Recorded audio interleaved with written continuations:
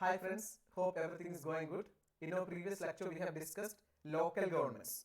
Governments at the local level.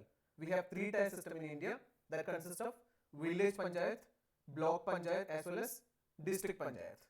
Ends in 73rd and 74th constitutional amendments. 73rd is about rural local government and 74th is about urban local government. Now it's time to look at our next chapter. It's about constitution as a living document. You know the very crux of the statement constitution is a living document, right? It is a living document. It means it lives like a being. And what makes it live like a being? Through constitutional amendments, the changes or modifications in the existing constitution. And we have undergone 105 constitutional amendments so far. That means it is flexible as well as at the same time it is rigid. You know, American Constitution, US Constitution is a written constitution as well as a rigid constitution. It is very difficult to modify. But British Constitution is an unwritten constitution. At the same time, it is a flexible constitution. But when we come to Indian Constitution, it is both flexible and rigid. That means it is not completely flexible and not completely rigid. It's a combination of rigidity and flexibility. Flexibility and rigidity. Okay, rigidity. Yeah. So, in this session, we are going to look at these topics in detail. How to amend the constitution, why have there been so many amendments in Indian constitution, basic structure and evolution of the constitution, then finally constitution as a living document. So, first let's look at the topic, are constitutions static? So, this is the first topic we are going to look at. We know Indian constitution is a robust constitution. That means it's a strong constitution, right? Yes. Then modifications according to changing needs of the society. So, it lives like a being. It's a part of evolution, right? It is evolving from time to time. It is evolving. It is a process. It's an ongoing process through constitutional amendments or changes to the constitution. It lives like a being, right? It is getting evolved or it is evolving, and it's it is having enough flexibility and interpretations or flexibility of interpretations, right? Yes. Then political practice and judicial rulings have shown maturity and flexibility in implementing the constitution. That means these two bodies or these two organs of the government, legislative as well as the judiciary, right? Or we can say executive and judiciary. Both are responsible for managing the constitution. Parliament is the sole body for making changes to the constitution, and judiciary also have its own relevance in interpreting the constitution. Not only interpreting the constitution, but also protecting the constitution. Judiciary is an organ of the government that is for interpreting and protecting the constitution, right? So these two organs have its own importance or relevance in the constitution. Okay, the working of the constitution, we can say. Then it's able to respond to the challenges that may arise in the future. The framers or the makers of the constitution foreseen that it must not be made for 1950s or 60s. It must be applicable to centuries after the commencement of the constitution. That means they have already foreseen it. That is why they made it a combination of flexibility and rigidity. Okay, able to respond to the challenges that may arise in the future, not in the near future. Okay, yeah. Then constitution is not a static document. We know constitution is never a static document. It is a dynamic document. What makes it dynamic? The provision for amendments, the changes, right? Then it is not the final word about everything. It is not, because it is changing or it is changeable. When time passes, the society changes, right? The society, the people, the culture, everything changes. The way people live, the political conditions or social conditions, everything changes. So, constitution must also change according to the time, right? Yes. So, it is not the final word about everything. It is not unalterable. It is alterable. It is amendable, right? Yes. So, these all properties or features make our constitution a dynamic one. It is not at all a static constitution. Okay? Yeah. Next, it is how to amend the constitution. Constitutional amendment requires special majority, right? There are different majorities, simple majority and special majority. And special majority are of two types. Okay, we are going to look at Article 368. It's for amendment, right? Amendment to the Constitution. Parliament may, in exercise of its constitutional power, amend by way of addition, variation, or repeal. What a constitution can be amended in either by adding or by adding variations or repealing, taking back any provisions of this constitution in accordance with the procedure laid out in the article. That means Article 368 gives a provision to amend the constitution. Amending means addition. It can be what in the form of addition, variation, or repealing. Okay, that means cancelling. Makers wanted the constitution to be flexible and at the same time rigid. We know Indian constitution is a combination of flexibility and rigidity. That makes our constitution more living in character, right? Yes. Then how to amend the constitution? So constitution can be amended in three ways. Actually, constitution can be amended in using special majority, but similar to ordinary law, simple majority in the parliament, it can be amended. Then special majority in both houses separately. Special majority in both houses of the parliament, that is Lok Sabha and Rajya Sabha separately. And the third one, special majority plus legislatures of half of the states. That means when it affects the federal structure, center state relationship, ratification by half of the states is necessary.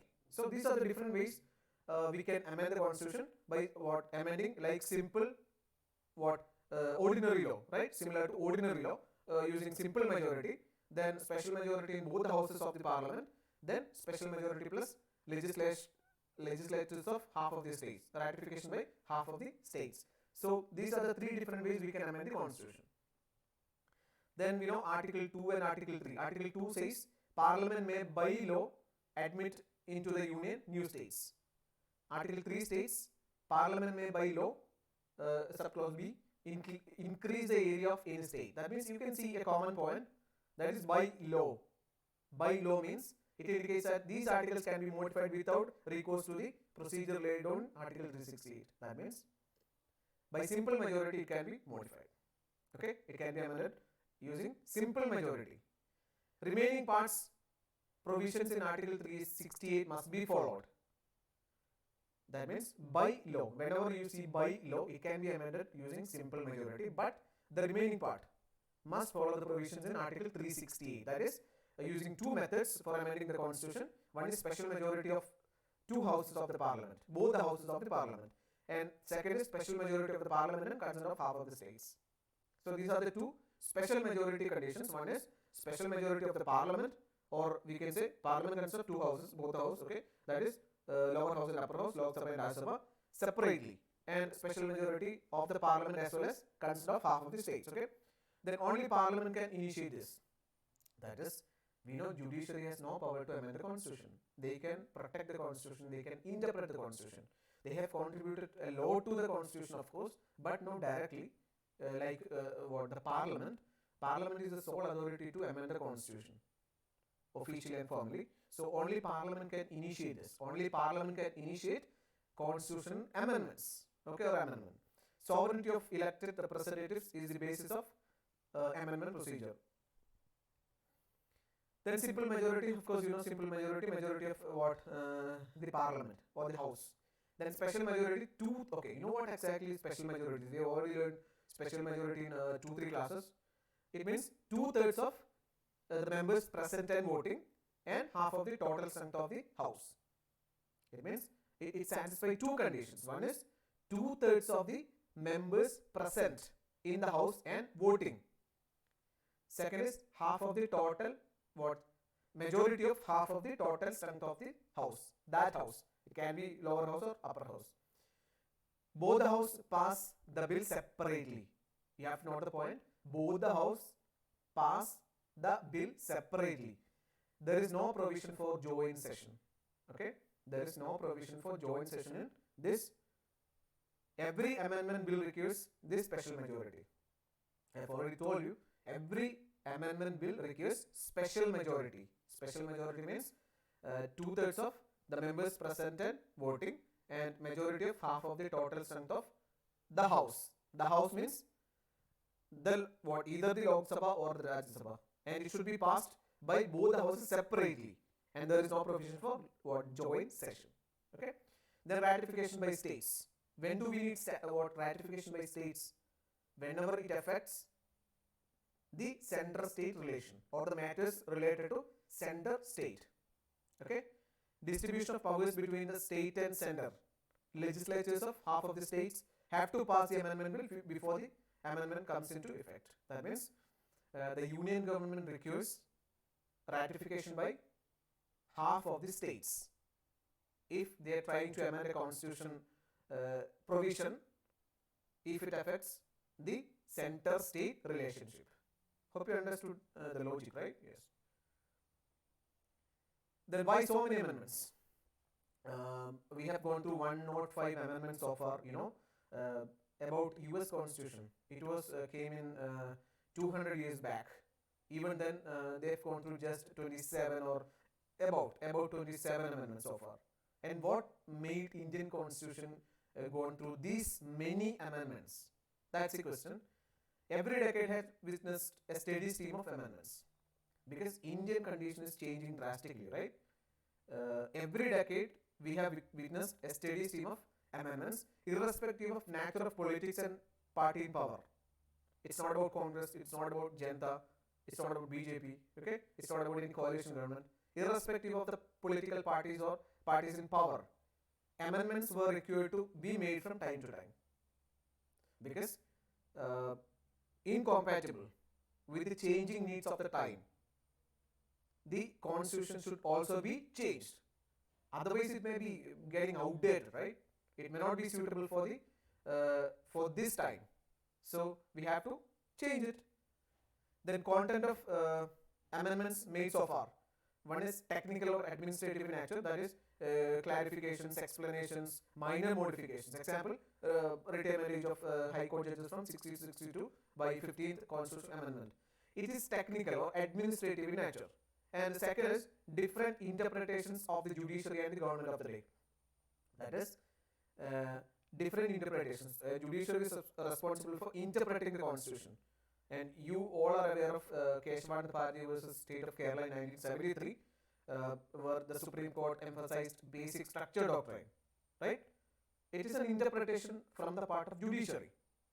And at the same time, government also played or plays a crucial role, right? Amendment through consensus of political parties. Amendment through consensus of political parties. General agreement. Consensus means general agreement between what parties, among parties, okay? Then, very important point, 38th, 39th and 42nd amendments or constitutional amendments during 1975, after June 1975, made changes in the basic structure of the constitution or basic part of the constitution. It was very controversial then, and it was done at the time of Indira government.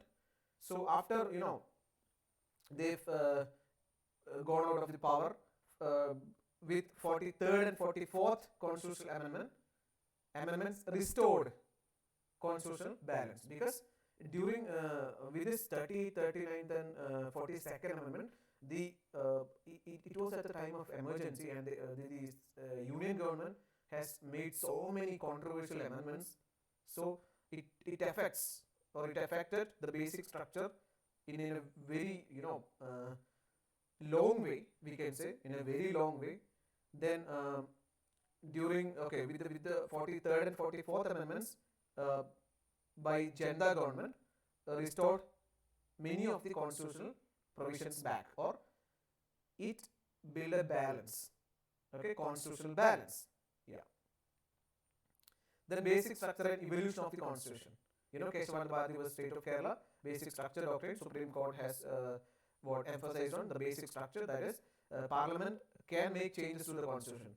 There is no issue in it, but it must not affect, it must not violate the basic structure of the constitution. Set specific limit to Parliament's power to amend. It set specific limit or limitation to the Parliament or Parliament's power to amend the constitution. allows Parliament to amend any or all part of the Constitution within the limitation. There is a limit. There is a limit. The Parliament cannot go beyond the limit. Actually, basic structure doctrine, the terminology is not mentioned anywhere in the Constitution. Okay, Supreme Court is the sole authority to say whether it violates the basic structure doctrine or not. Okay. Then places judiciary as a final authority in deciding. It's a very important point. It places the Supreme Court or the judiciary as a final authority in deciding if an amendment violates the basic structure. So, Supreme Court or judiciary is sole authority decides whether it breaks or violates the basic structure doctrine. Okay. Then basic structure itself is an example of the living constitution. Basic structure, that's a limit. The government cannot go beyond the limit. So basic structure itself makes our constitution a living document. And judiciary has contributed to informal amendments through interpretations. Of course, basic structure doctrine, it is nowhere mentioned in the constitution. It is given by the judiciary. It is given by the Supreme Court, the highest, made bench, 13-member bench of the Indian history so far. So, contributed to informal amendments. It is not formal. I've already told you, formal or official amendments can be done only by the Parliament. But informal amendments or interpretations can be made by the judiciary. That's the power of judiciary, right? Yes. Then finally, Constitution is a living document, and Constitution of India keeps responding to the situations and circumstances arising from time to time. That made the Constitution a living document from time to time for the changing needs of the time, for changing needs of the society. To fulfill the changing needs of the society, Constitution should also amend. Okay? Continues to work effectively because of its ability to be dynamic, open to interpretations, ability to respond to changing situations. Indian Constitution is a combination of both flexibility and rigidity, right? It is flexible as well as rigid. Rigidity means, okay, what about flexibility? Provisions can be amended, right? Provisions in the Constitution can be amended. And what about rigidity? Special majority, right? Special majority of the Parliament, both houses of the Parliament separately, and sometimes if it affects the federal structure, ratification by the states, half of the states. So that made the constitutional amendment rigid, right? Yes. Then contribution of judiciary, of course, is appreciable, and most of the time informal amendments and interpretations are being made by the judiciary, and maturity of political leadership also played a very crucial role in making our constitution a living document, right? That is why we have been going through amendments. That's a correct statement. Okay, so this is all about constitution as a living document. It's a very important topic, and in this we have given importance to constitutional amendments, right? Constitutional amendments. Then these are the topics we have done. So just go through all these topics, okay, one by one. Prepare notes. So we have one more chapter remaining, okay. So we will do it in the very next time, okay. So stay tuned for more videos and have a good time. Take care.